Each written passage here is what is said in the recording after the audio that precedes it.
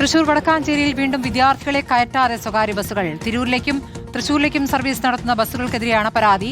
ഇന്നലെ രാവിലെ ബസ്സിൽ കയറ്റാഞ്ഞതിനാലാണ് വീട്ടിലേക്ക് തിരിച്ചു പോകേണ്ടി വന്നതെന്ന് വിദ്യാർത്ഥികൾ പറയുന്നു.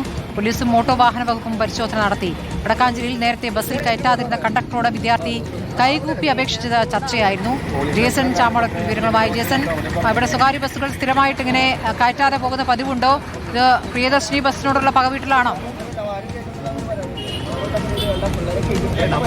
സ്മൃതി, ഇത് തുടർക്കഥയാവുകയാണ്. കഴിഞ്ഞ ഏതാനും ദിവസങ്ങൾക്ക് മുമ്പാണ് ഇത്തരത്തിൽ വിദ്യാർത്ഥികളോടുള്ള അവഗണന സ്വകാര്യ ബസ്സുകളുടെ ഭാഗത്തുണ്ടായത്. അതിൻ്റെ തുടർന്ന് തന്നെയാണ് ഇന്നലെ വൈകിട്ട് 7 മണിയോടുകൂടിയാണ് കുറേ വിദ്യാർത്ഥികൾ പോലീസ് സ്റ്റേഷനിലേക്ക് എത്തുന്നു.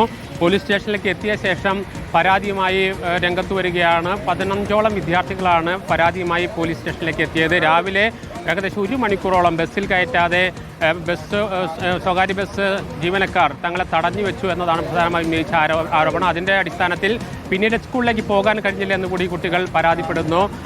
തൃശൂർ തിരൂർ ഭാഗത്തേക്കുള്ള ബസ്സിലാണ് പ്രധാനമായി ഇത്തരമൊരു നടപടി ഉണ്ടായത്. ഇതിൻ്റെ പശ്ചാത്തലത്തിൽ ഈ ബസ് ജീവനക്കാരെ പോലീസ് വിളിച്ചു വരുത്തി ഇപ്പോൾ ശാസന നൽകി.